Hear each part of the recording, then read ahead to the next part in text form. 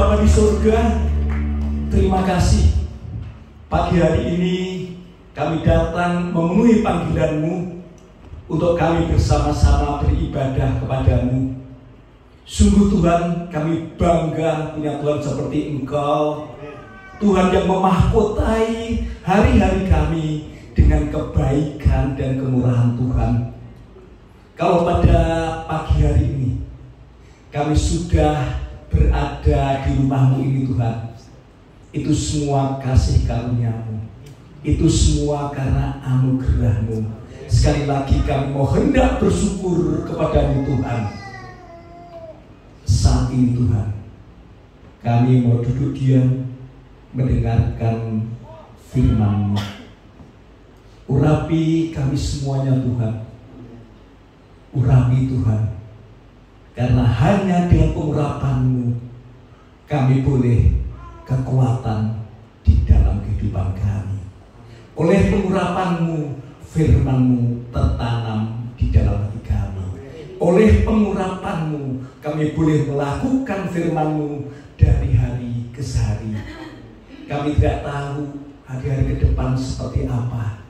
Namun satu hal yang kami tahu, Tuhan mengasihi kami. Tuhan peduli kepada kami. Tuhan menuntun langkah kami. Tuhan melindungi kami. Tuhan memberkati kami. Terima kasih Tuhan. Kami mau duduk diam, berfirman-Lah. Karena kami buka hati kami untuk mendengarkan firman Tuhan. Di dalam nama firman yang hidup, yaitu Tuhan Yesus Kristus, kami berdoa. Amin. Silakan duduk Bapak Ibu yang dikasihi Tuhan Yesus Kristus. Terima kasih tim pujian yang luar biasa. Senang sekali hari ini kita bisa berjumpa lagi Bapak Ibu. Di tengah-tengah berbagai macam isu, cerita, baik yang tidak enak maupun yang tidak enak. Karena cerita kita isinya tidak enak dan tidak enak. Memang keadaan dunia sedang tidak baik-baik saja. Dari sisi iman banyak yang mengatakan bahwa kerajaan Tuhan sudah dekat. Amin. Benar nggak sih kerajaan Tuhan sudah dekat? Baik Bapak Ibu yang dikasihi Tuhan Yesus Kristus, kita akan mengenal apa yang dikatakan oleh Tuhan Yesus Kristus pada awal-awal pelayanannya. Pesan di awal itu merupakan pesan yang sangat penting.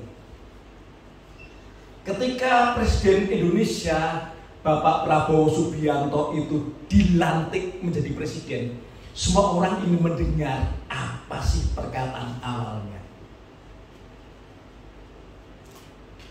Demikian juga seluruh dunia juga ingin mendengar ketika Donald Trump, Presiden Amerika Serikat, dilantik menjadi presiden.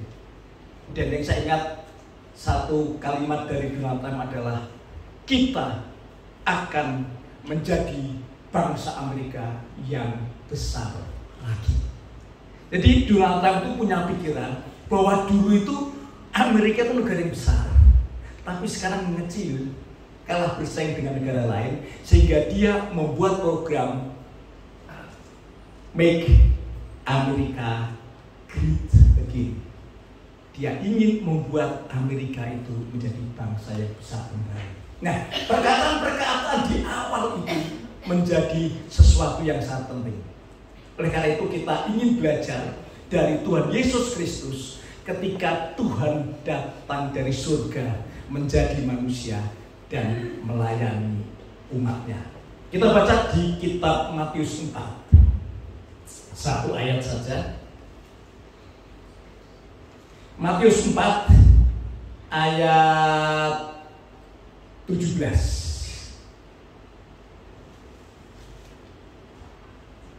Tuhan Yesus pelayanan pertama setelah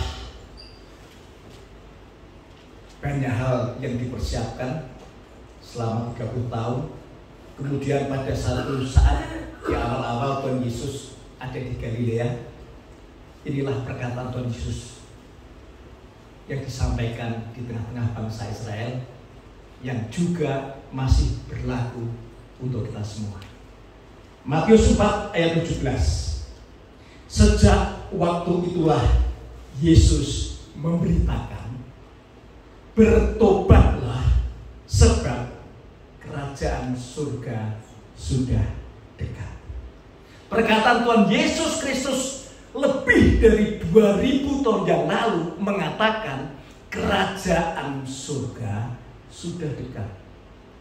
Berarti setelah 2000 tahun kemudian, tentunya yang dekat ini semakin dekat.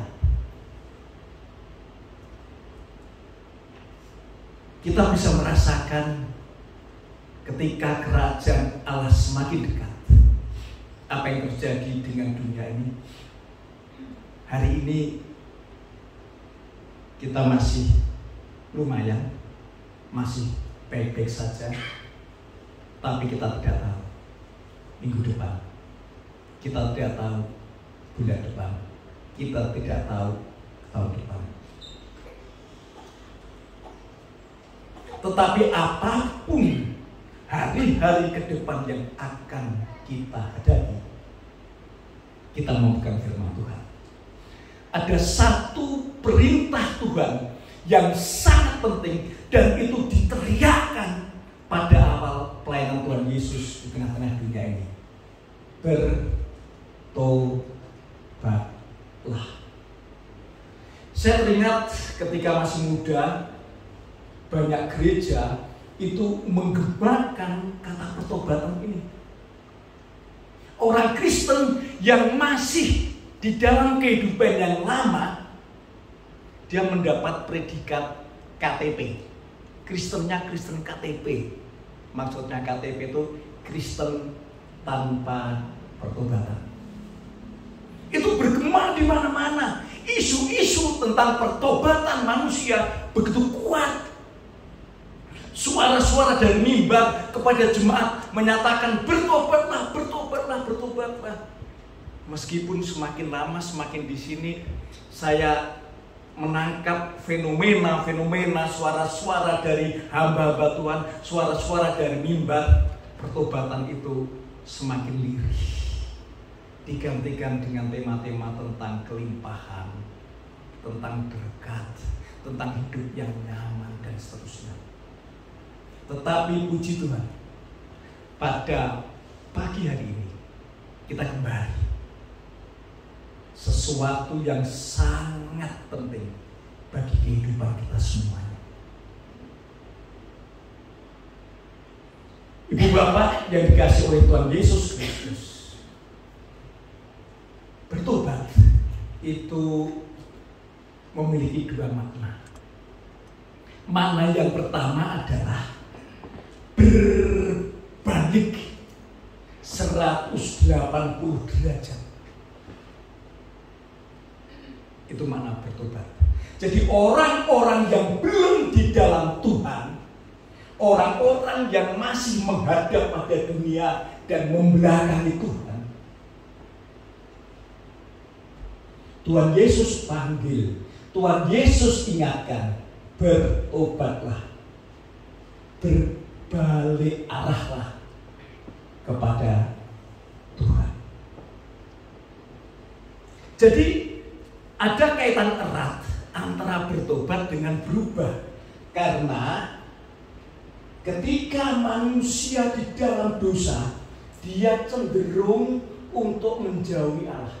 Ingat, ketika Adam dan Hawa pertama kali berdosa, dia tahu saya berdosa, dia lari. Padahal biasanya tuh dia seneng banget dekat-dekat dengan Tuhan. Ketika dia jatuh dalam dosa, dia lari. Bukan cuma lari, dia sembunyi. Itu nenek moyang kita kayak gitu kelakuannya. Puji Tuhan, Tuhan itu maha baik, Tuhan itu maha kasih. Tuhanlah yang mendatangi manusia, Tuhanlah yang mencari manusia, Tuhan yang menyapa manusia. Adam, di manakah engkau? Hawa, di manakah engkau? Dan hari ini Tuhan menyapa kita semua. Jemaat JKI Yerusalem Taman Kopo Indah, Wahyudi, di manakah engkau?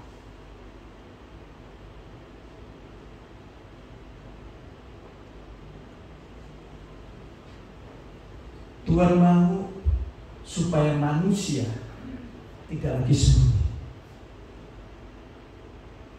Tuhan mau supaya manusia kembali dekat dengan Tuhan. Oleh karena itu, pertobatan itu memiliki sesuatu makna yang teramat dalam. Makna yang pertama, bertobat bukan sekedar tidak berbuat dosa. Bertobat pada hakikatnya adalah berubah, bertransformasi secara permanen untuk datang mendekat kepada Tuhan. Di dalam pelayanan Tuhan itu diulang-ulang pesan ini meskipun dalam peristiwa yang berbeda. Pada suatu hari ada seorang perempuan berzina di hadapan kepada Tuhan Yesus, dikerumuni dengan banyak orang. Orang bertanya, orang ini ketahuan berzina. Menurut hukum Taurat, orang ini harus dilempari batu sampai mati. Kemudian Yesus bilang, silakan, siapa yang tidak punya dosa, dia yang pertama kali melempar batu. Tapi tidak ada yang berani melempar batu, tidak ada yang berani menghukum perempuan itu, karena semua orang merasa berdosa. Dan Tuhan mengatakan kepada perempuan itu, di mana mereka? Mereka sudah pergi Tuhan. Mereka menghukum kamu? Tidak Tuhan. Oke, aku pun tidak menghukum kamu. Pergilah. Yang pertama kali itu pergilah. Baru yang kedua, dan jangan berbuat dosa lagi mulai dari sekarang. Itu dengan kata lain, bertobatlah. Jadi pertobatan itu menjadi jalan supaya manusia tidak dihukum. Karena manusia sudah kembali kepada jalan yang benar, kembali kepada Allah yang begitu mengasihi manusia. Bertobat itu pintu gerbang untuk manusia memiliki hidup yang baru. Yang kedua, mana bertobat yang kedua adalah kembali memfokuskan hidup kepada Tuhan. Roma 12 ayat 2. Roma 12 ayat 2 kita baca. Janganlah kamu menjadi serupa dengan dunia ini, tetapi berubahlah oleh pembaruan budimu, sehingga kamu dapat membedakan mana kehendak Allah, apa yang baik, apa yang berkenan kepadanya, dan apa yang sempurna. Jadi pertobatan yang kedua adalah merubah fokus dari dosa kepada Tuhan, dari gelap kepada Tuhan yang terang, dari dunia kepada kerajaan surga.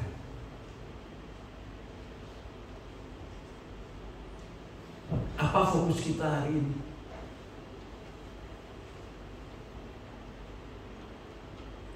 Saya sering merenungkan kehidupan saya, rupa-rupanya saya pun fokus pada dunia.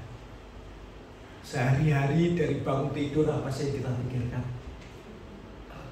Coba kalau kita tidak tidur, bahkan kadang-kadang tidur pun di tempat tidur, pikiran kita kemana? Fokus kita kemana?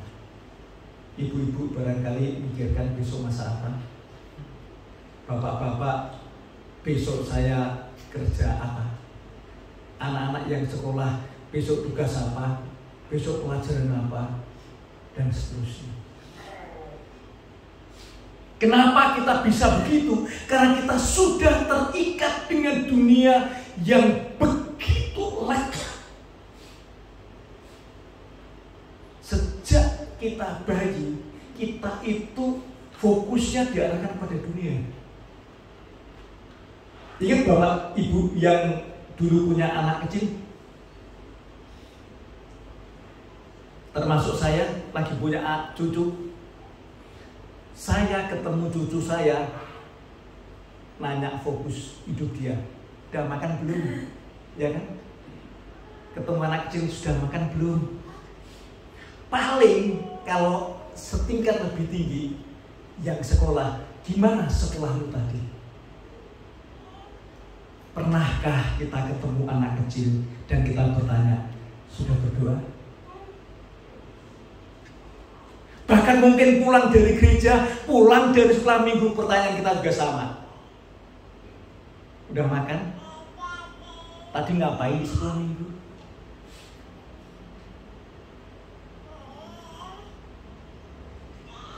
Ibu bapak yang dikasih oleh Tuhan Yesus Kristus, memang keserupaan kita dengan dunia itu sudah begitu blendednya.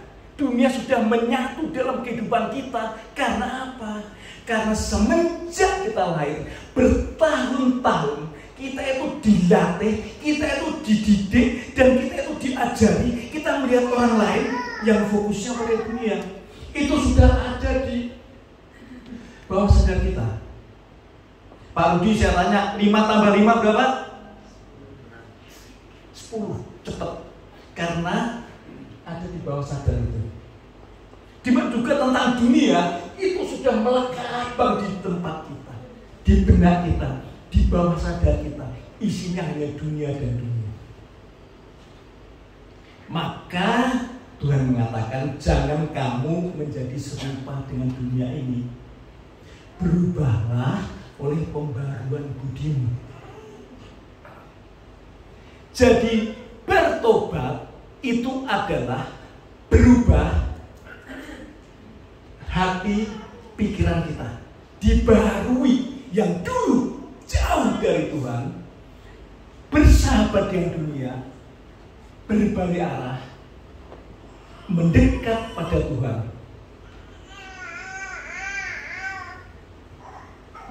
Dan perubahan ini adalah perubahan yang permanen, bukan perubahan yang sementara. Karena seringkali kita itu berubahnya berubah sementara.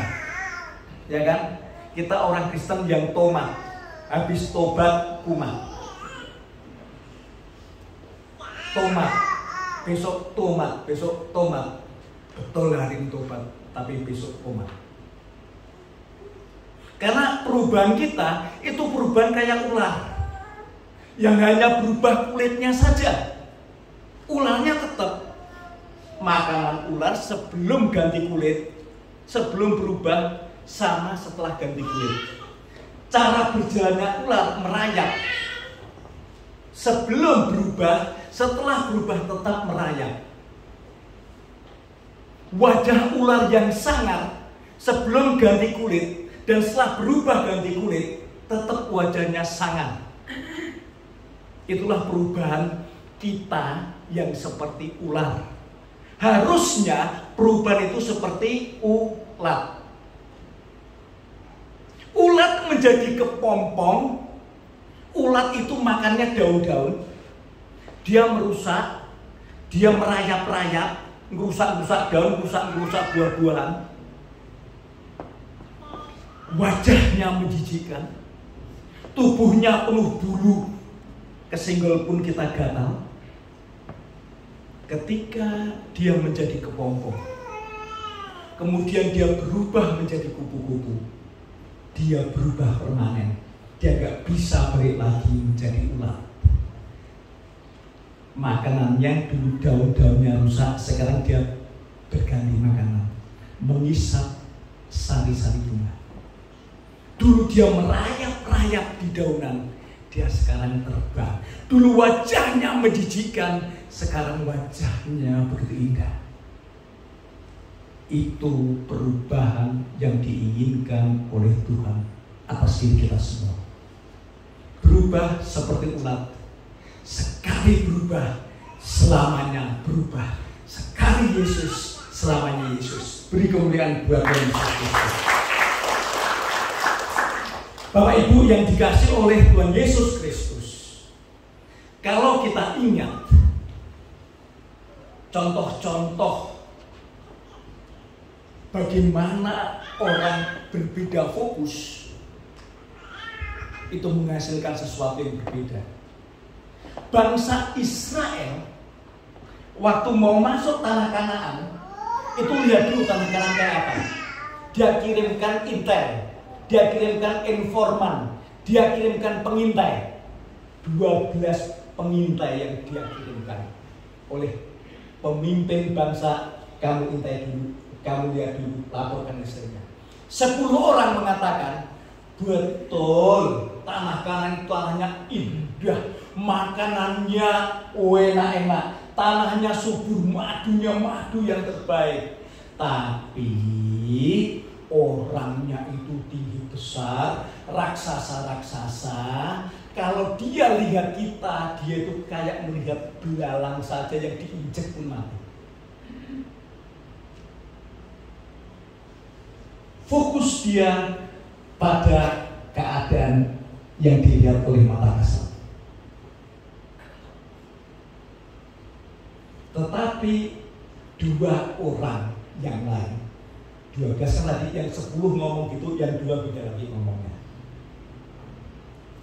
Yang 2 bilang begini, Tuhan yang sudah menjanjikan tanah itu untuk kita, Tuhan yang sudah menyertai kita sampai di tempat ini, Tuhan juga yang akan menaruh kita di tanah Kanaan yang begitu indah.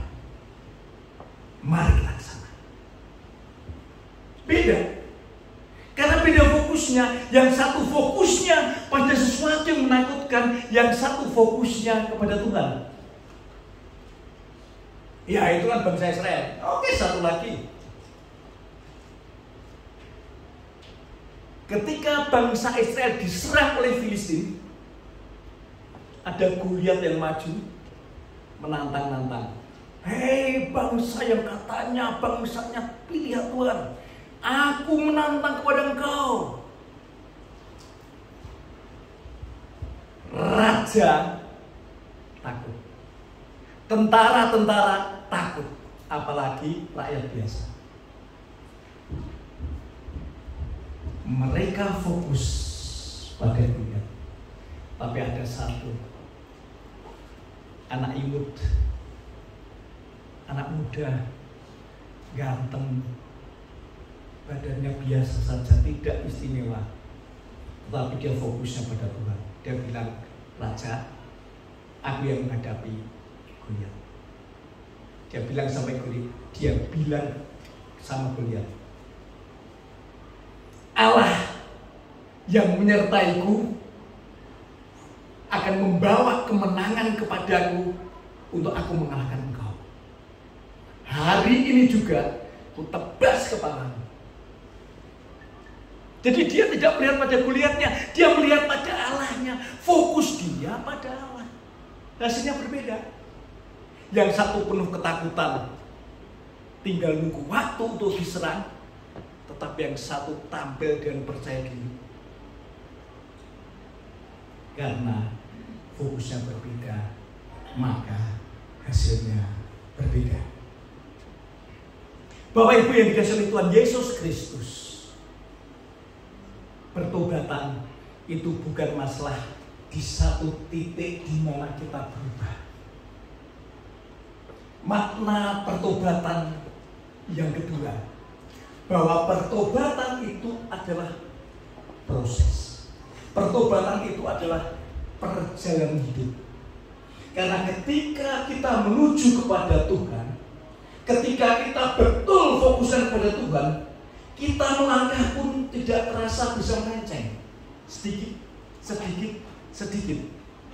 Kalau perjalanan kita panjang, yang sedikit ini kalau kita teruskan, lama-lama melencengnya itu jauh. Oleh karena itu, di dalam pertobatan itu perlu bertobat terus-menerus.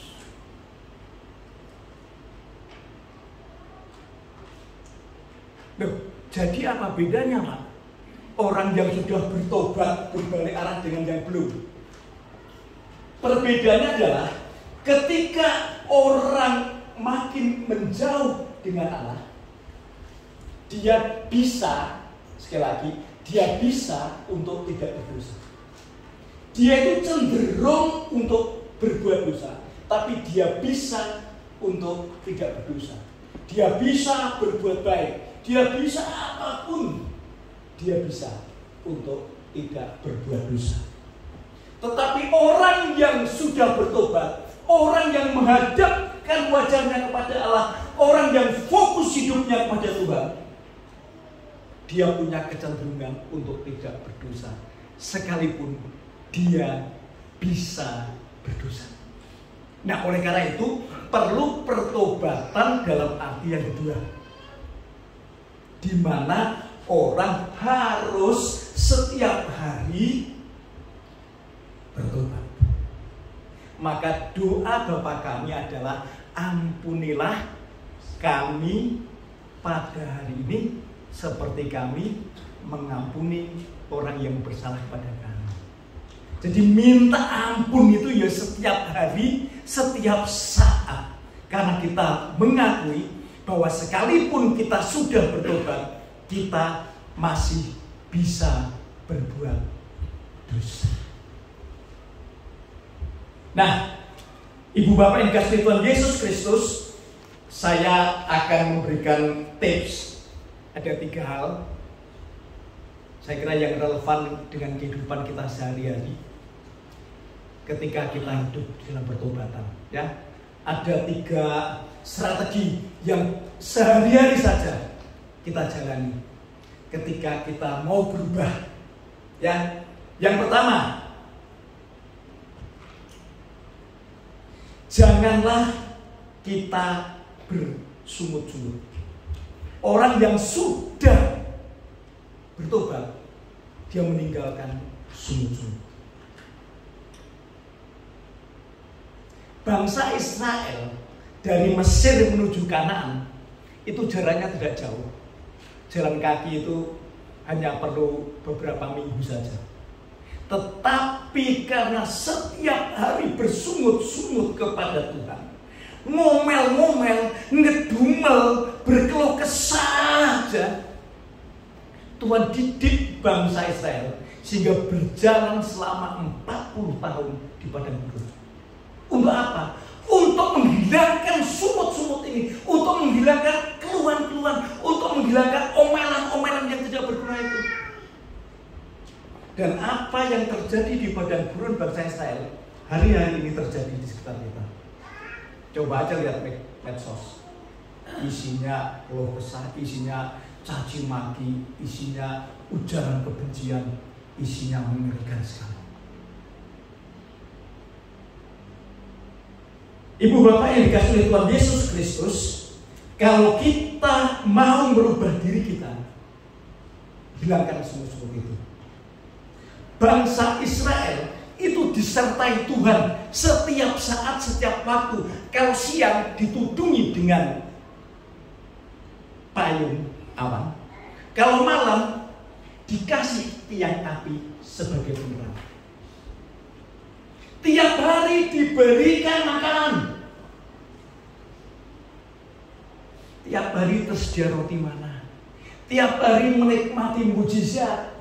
Pertolongan Tuhan selalu ada. Tapi karena bersungut-sungut, bangsa Israel tidak pernah melihat kebaikan Tuhan itu. Bangsa Israel tidak melihat kehadiran Tuhan itu. Bangsa Israel tidak melihat tiang api, tidak melihat payung awan. Yang dilihat adalah kekurangan, dan kekurangan. Sehingga sehingga dia bersungut-sungut. Udah dikasih roti, tinggal ngambil saja setiap hari. Ya, kalau cuma roti mah di Mesir juga banyak. Masa cuma roti? Mana ikannya? Mana dagingnya? Kan paling enak roti dengan steak, ya kan? Terus saja begitu, dikasih juga steak. Tiap hari datang daging, tinggal ngambil. Apakah bersyukur? Bersyukur hanya sehari, besoknya mengeluh terus. Bukankah begitu kita?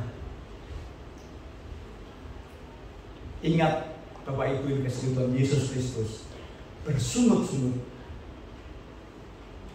membuat kita tidak mampu melihat kebaikan dan kemurahan Tuhan. Saya terkesan dengan seorang pendeta, dia sakit kanker, dia berdoa setiap hari, Tuhan tidak sembuhkan.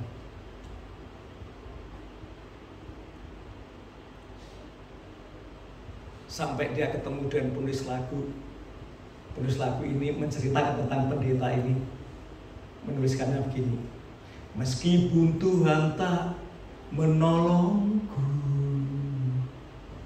meskipun duri dalam dagingku, ku tetap memilih untuk percaya dan mengucap syukur. Ya. Meskipun doaku tak terjawab, meskipun dagingku, hatiku, pikiranku, hidupku habis lenyap, ku tetap memilih untuk percaya dan mengucap syukur. Akhirnya dia tahu, berkali-kali kau menolong, berkali-kali kau kuatkan. Dalam rasa sakit Engkau ada, Yesus setia. Ya, saya senang menyanyikan lagu ini. Apapun keadaan yang saya alami, saya pastikan pandangan saya hanya pada Tuhan. Saya tidak bersungut-sungut. Meskipun Tuhan sepertinya tidak menolongku, meskipun sepertinya Tuhan tidak menjawabku, aku tetap memilih bersama dengan Tuhan. Ibu bapak yang dikasihi Tuhan Yesus Kristus,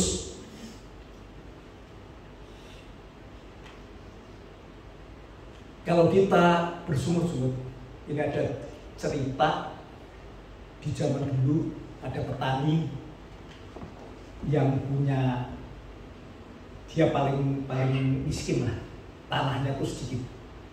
Dia punya satu kuda, hartanya cuma itu, cuma kuda saja. Pada suatu hari kudanya itu hilang. Teman sekampungnya datang, "Duh kasihan ya kamu ya, duh kenapa kamu gak punya, tambah bencana lagi." Gitu. Tapi petani tetap memilih percaya pada Tuhan, tetap fokus kepada Tuhan. Beberapa hari kemudian kudanya datang, bawa teman yang banyak. Yang semula dia punya kuda satu, akhirnya punya kuda banyak. Teman sekampung datang, "Oh ternyata kudamu yang hilang itu membawa berkat. Gara-gara satu kuda hilang, pulang bawa kuda banyak." Tapi petani ini tetap tidak fokus pada kuda, fokusnya kepada Tuhan. Karena kudanya banyak, anaknya yang laki-laki masih pemuda itu ikut merawat. Pada suatu hari dia jatuh keinjek kuda, kakinya retak. Dia nggak bisa berjalan, pemuda ini. Sekampung datang, "Kasihan ya, anakmu laki-laki satu-satunya terbaring sakit, nggak bisa jalan lagi." Tapi petani ini fokusnya pada Tuhan, bukan pada anak yang sakit. Sampai pada suatu hari kerajaan ini membutuhkan tentara, dan semua anak muda di desa itu diambil untuk jadi tentara. Kalau udah jadi tentara, udah gak bisa pulang lagi. Karena anak ini lagi sakit, nggak ikut keambil.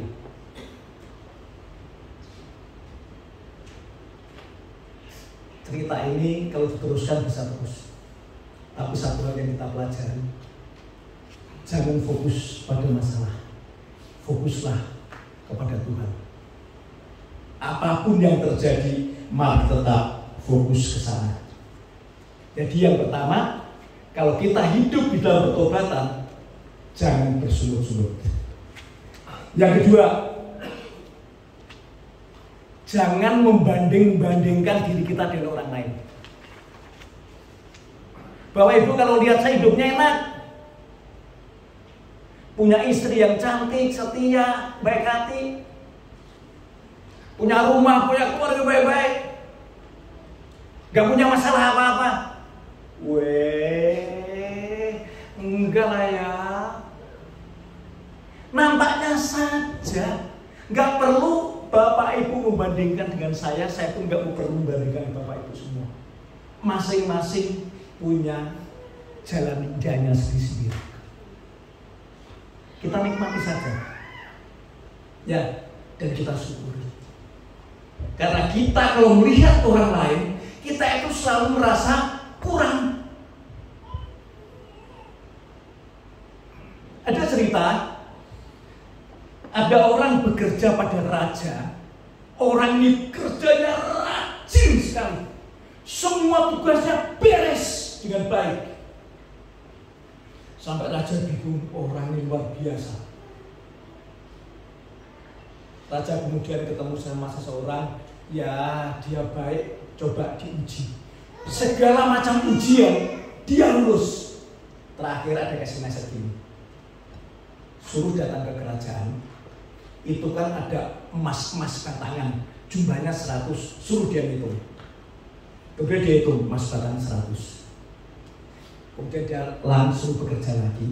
Kemudian emas ini dikasihkan kepada pegawai kerajaan ini.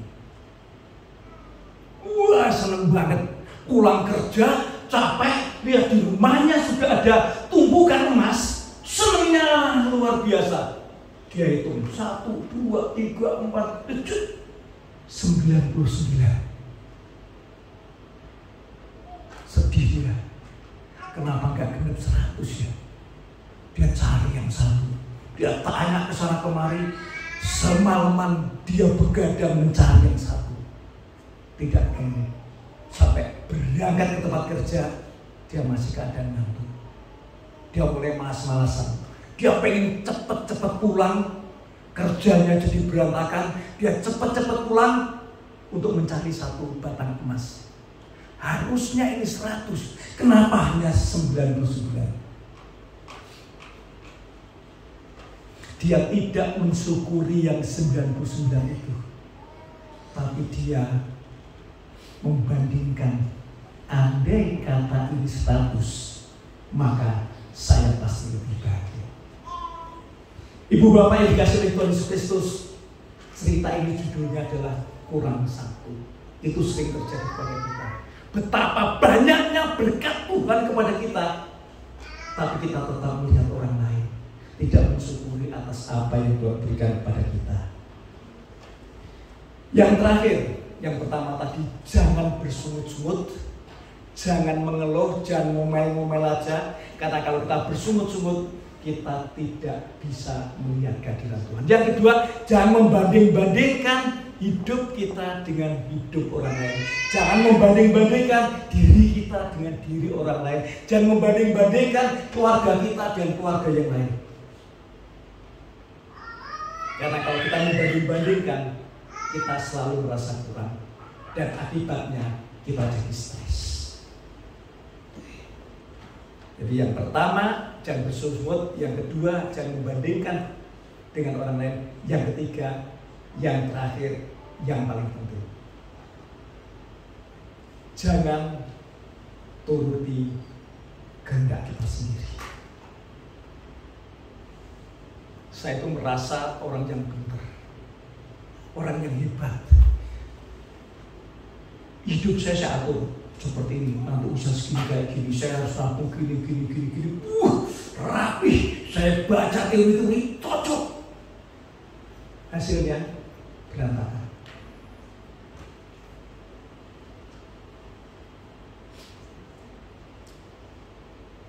Saya menuruti kehendak saya sendiri. Manusia memang seperti itu. Karena ketika Tuhan menciptakan manusia, di dalam diri manusia itu ada free will, ada kehendak bebas. Dan kehendak bebas inilah yang seringkali membawa kita ke jurang kesengsaraan.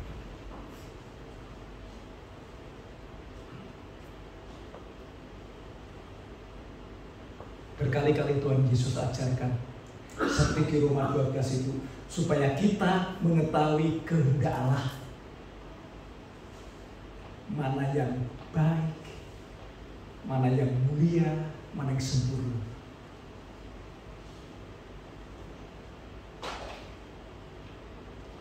Tuhan Yesus kasih ajaran doa Bapa kami.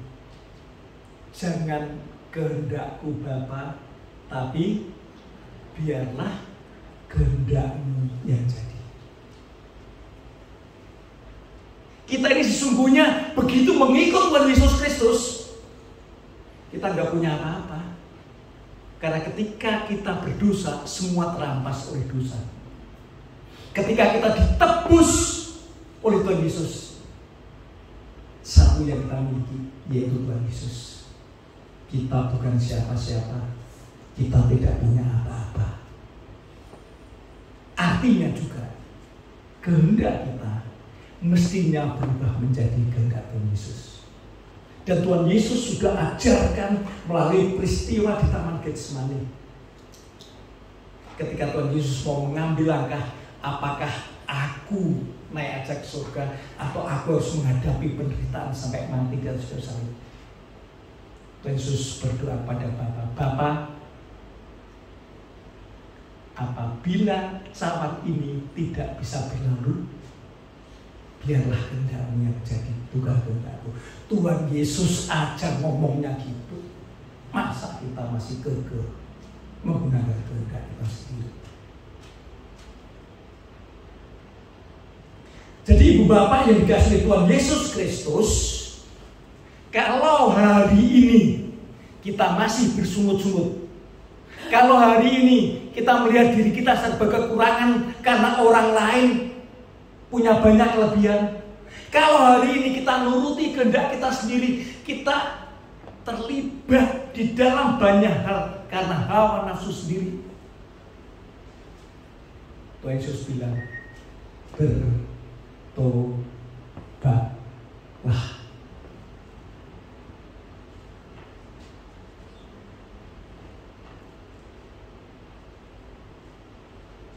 Bertobatlah, bertobatlah. Amin. Dan Yesus memberkati. Mari kita berdoa.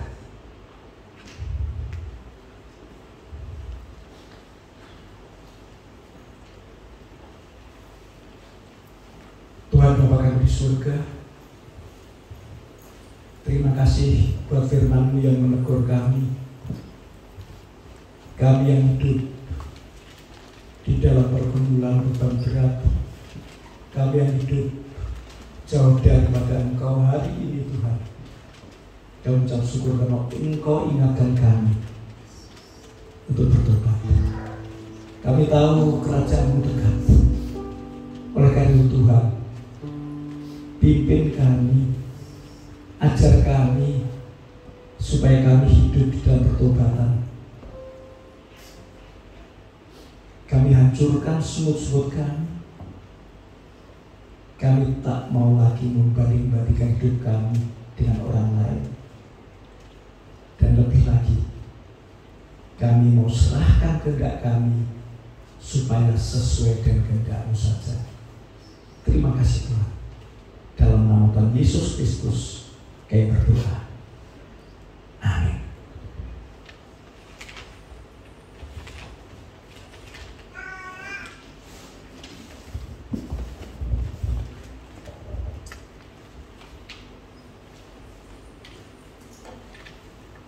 Baik.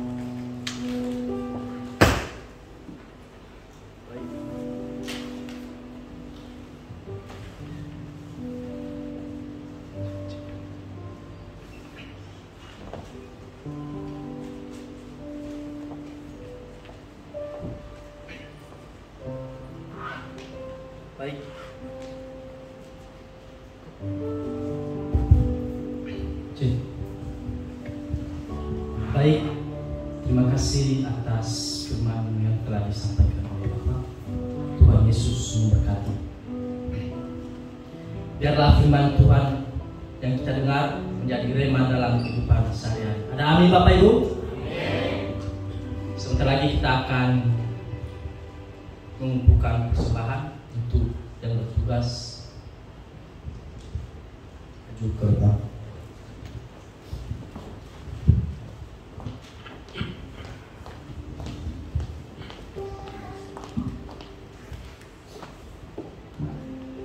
Mari kita berdoa.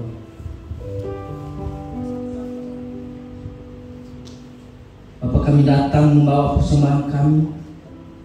Kiranya Tuhan menyucikan dan menguduskan persembahan kami ini Tuhan. Dan berkati tangan-tangan yang memberi. Biarlah berkat-Mu turun atas kami.